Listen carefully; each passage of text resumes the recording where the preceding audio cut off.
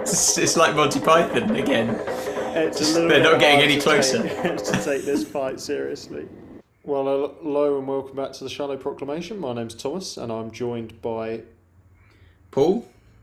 There he is. And we're watching the finale of the Faceless ones. It's been good, hasn't it? It has been good. It's always a six parts. The longer things are, the trickier job I think they've got really to do. But it's kept us interested, hasn't it? We've enjoyed it so far. Yeah, I never thought that several episodes set in Gatwick Airport would be especially interesting. But yeah. So I think on this one, I think we need to keep an eye out for a number of Easter eggs in the animation, possibly. Ooh, is my understanding. So there may be lots of little things, or a number of things that possibly are there that have been put in by the animators. Some cream eggs in the background. Yeah. And also Ben and Polly. Yeah. Will they ever be seen again? They've just left the show. Yeah, done a dodo. Yeah. I'd just like to let you know that they're in London. They're feeling much better. We want you. What's going on with the subtitles? That's why I allowed you to come. Yeah, they're sort of out of sync, aren't they? I want your attention. Magpie Electricals. Ah. There you go. All available airport personnel to Magpie. special You said about the Idiot's Lantern being the faceless ones. But yeah, possibly. Okay, so we've got some some pictures. Posters. Wanted there. That was a picture of the Master, but one you've not met yet. Chance to plead with you for the lives of 50,000 young people. They're only human beings. What are you? We are the most Population of intelligent race in England, the isn't universe. Director, Yes. What? Freiburg flight has just Oh taken no, that's off. 50 million. I was going to say 50,000. I know, of course. You might have got your sums a little bit wrong there. Oh, I don't think you've done a very good job. Oh, that's Jim. so Why not? embarrassing. But you've lost Just this Scots 3 accent zeros in the off. process. So I prefer the original. Well, if you don't believe me, check with Gatwick Airport. I imagine you know its radio frequency. A very clever bluff. Oh, that chameleon just blinked and the eyelids went in. Contact Gatwick. Oh, Air did they? Control. Yeah, that was very good. Like that. I've got 24 men moving down here looking Do you know for any what signs of the soil having been disturbed. The animation 20 director men said here, to the animator at that volunteers moment. going through these hangars. Put a lid on it. Someone's crashing our frequency. Dear Oh, is me. it? Dear me. It's an unidentified station. I think these chameleons are beginning to show their true colours. Sorry, I'll stop. Yes, we have that property. State where you found it. Does that matter? I think Karma might come around and get them. Found it and can now destroy it. Coming. Please stay right. Oh, very The good. doctor must be trying some sort of bluff. It is a clever concept, isn't it? Calling it chameleon tools. It's like it's slightly on the nose, but they're like. It's a good job the doctor hadn't heard of them. You know, like Yeah. what's this? There's a air company over here called Dalek Tours. There you are. 25 car number for 25 people. Immediate red flag. This is Chameleon headquarters. Raxacorico Falapatorius Airways. State where you found the property. There's not a Clom question of Airways.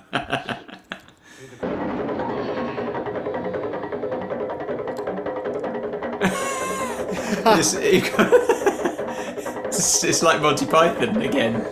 It's a little They're bit not getting hard any to closer. to take this fight seriously. So they said, we've hidden them in Gatwick, they'll never be found. And they're all just in cars in the car park. Sitting in plain sight. It's a big car park, Paul. What are those people going to think? Like, how long have they been there? Like, Yeah, it's know. slightly bizarre. so actually, I've just realised I know she plays Queen Victoria, Well, but in that episode, the Doctor, when they ask him what his name is, he says his name is Dr. James McCrimmon, as in Jamie McCrimmon. Oh, Hey, wow. thanks for everything, Jamie. I'll say goodbye. It was a bit of a romantic moment, wasn't Bye, Jamie. Like I say, I think she was offered the role of companion, but turned it down. it? Yeah. She looked at the script for the following series and said, I am not amused. Sorry, we. Hey, Doctor, wait! messed up the Hey, line. come back! It's as if we've never been away. You really want to go, don't you? Well, we won't leave, Doctor, if you really need us. The thing is, it is our world. Yes, I know. You're lucky. I never got back to mine. All right, then. Off you go. Now, go on. Ben can catch his ship and become an admiral, and you, Polly, you can look after Ben.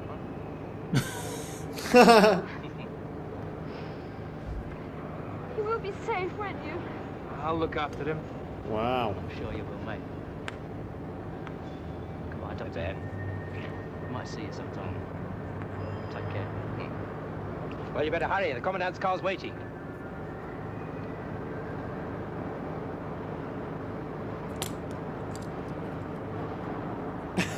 Yeah. Are you one of those single tier of people? Yes, Jamie. That's it. Wow. Ben and Polly just gone. Do we ever see them again? You've got No. things to do. What things? Well, I didn't tell the others, but That was it. we've lost That's the it. TARDIS. They've not even been in the story. It was outside. It's not there now. That was a bit mean of an somebody's stolen abrupt it? departure, No. wasn't it? Yeah. That's what we're going to find out. I think they got written out by the producer or whatever. I think he just wanted to get rid of them, so I Really. don't think it ended particularly amicably. But yeah, so we've lost the companions now. So we've had 3 in the TARDIS, and now we're down to 1. Wow, yeah. And they were the last link to Hartnell, weren't they? That's true. Yeah, our last link to Hartnell, the Hartnell era. So it's having- now completely fresh. Almost made a whole season because they came in the War Machines, didn't they, as the final story of season 3. Yeah. So didn't quite make a whole season in total, but They're dropping like flies. yeah. And I'm pretty sure, I'm just trying to think ahead and think if there's another time in the show where you ever get left with, where you have the Doctor and just a male companion. Can't think off the top of my head, but I don't think so. Yeah. So just So- Jamie and the Doctor. That's going to be interesting. Yeah. So it is a bit of a change now, isn't it? So we're very much out with the old, as you said, into something different now. The series itself has sort of established itself as a different thing, I suppose, with Troughton in the role and the slightly different feel of the stories. But yeah, now, as you say, the last link to Hartnell is gone, so it'll be interesting to see where it goes, I suppose. Yeah. I mean, in terms of that episode and the story, I think it was a very clever concept with the chameleons and stuff, and I liked the Doctor's sort of cunning plan and bluffing and stuff. It did feel a little bit neat the way it was kind of wrapped up, didn't it? It was like, yeah, all right, what he says. Yeah, I like the idea though of I like the way that the aliens kind of turn on each other. Yeah. There is this kind of hierarchy within them of those who are kind of the elites who've got their duplicates safe, and those who are a bit more dispensable or disposable, who have been sort of sold up the river slightly. But then also you're like, well, slightly, as was made out, it was Captain Blade's fault for just hiding people in cars in the car park. I mean, I'm sure he could have found a better place, or at least put them in the boot, like just sitting in the back seat. Like, so that felt a little bit contrived, but the concept's great though, and so I like the way that they're able to hold, or the Doctor is able to kind of hold that over them. And what we don't get is, I suppose, what we see then is it ends rather amicably, doesn't it? That they go away back to their own planet. You know, it's not a case of wipe everyone out, you know, to finish off the threat or anything. Yeah, and it's quite good to see that sometimes sort of diplomacy works with the aliens, because I feel like in the modern era, a lot of the time, it would you can never talk these people out of what they're doing.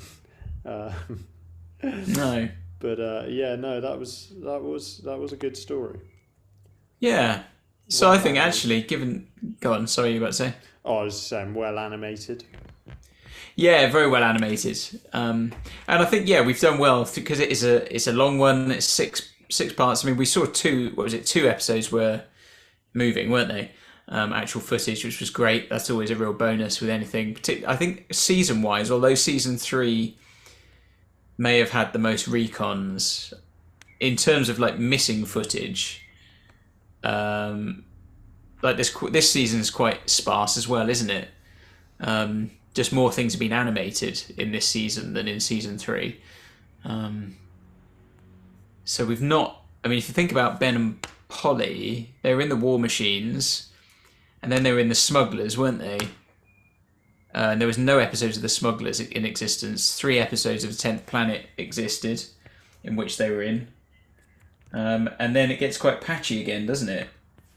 Nothing of the Highlanders, was there? Oh no, Power of the Daleks, nothing existed. Yeah. Highlanders, nothing existed. Underwater Menace, there was maybe 2. Yeah.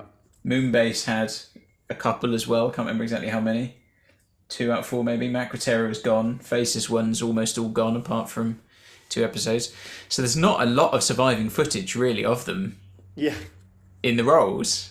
It's funny, isn't it, how it's been such a sparse start to the Troughton era. Yeah, unfortunately that season really was sort of fell foul of the people junking tapes in those days, but sadly. But, we're fortunate to have, so much animated, really. Yeah, I guess people have recognised that the stories are really good, so they warrant good animations, like... Macro Terror was brilliant, wasn't it? Yeah, very strong, very strong. So, so I've enjoyed that as a story overall. This was what I watched when I was growing up. Here are true facts about the Chameleon. What is it? The chameleon? That word really looked like it was going to be more fun to say. The chameleon is like an ordinary lizard that got all tricked out by that old guy in the James Bond movies that hands out the little spy toys. The chameleon's upper and lower eyelids are fused to form a small hole just large enough for its pupil. Its little spy eye can rotate nearly 180 degrees in all directions, giving it a remarkable field of vision. Furthermore, each eye can move independently of the other, allowing the chameleon to look at 2 things at once. This, however, makes it painfully obvious when the chameleon is no longer paying attention to you. However, when the chameleon spots prey, both of its eyes lock on its target. If you were Jiminy Cricket, you would shit your pants right about now. The most impressive spy weapon that the chameleon has is its tongue, the longest tongue in proportion to its body of any animal.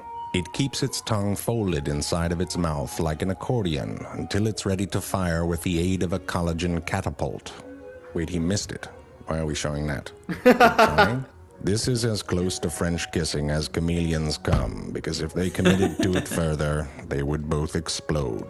The chameleon has a prehensile tail and cool little alien karate chop hands, which allows it to live in the trees. Perhaps the greatest deception that the spy lizard chameleon has ever achieved is deceiving humans into thinking that they change colors in order to blend in with their surroundings.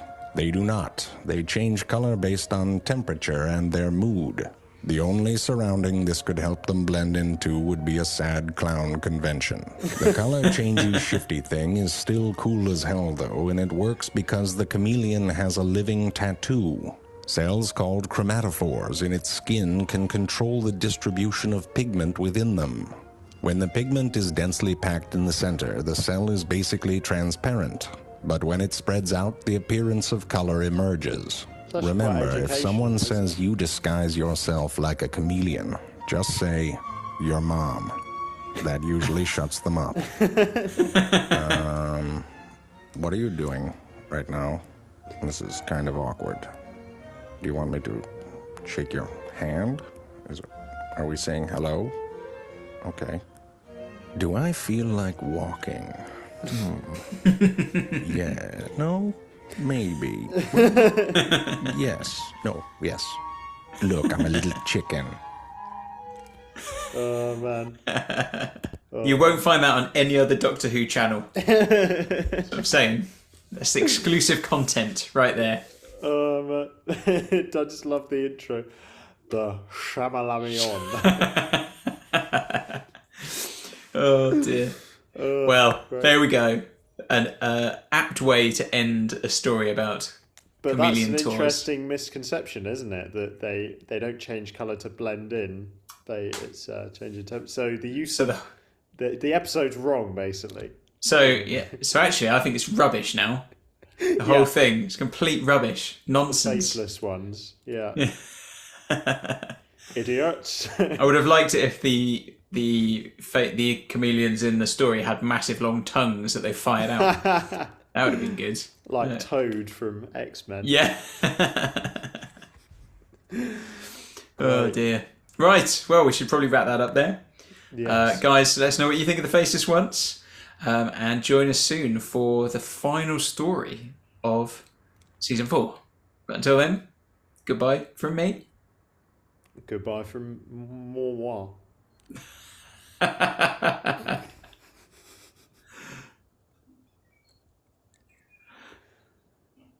Cool, is that it? Yeah, I guess so. We'll go with that. Shamalama lama lama. Shamalama ding dong. Shamalama lama lama lama like chameleon. Your mango. We'll go. Oh, I like your top. Oh, cheers. It's actually got Yoda on it. Yeah.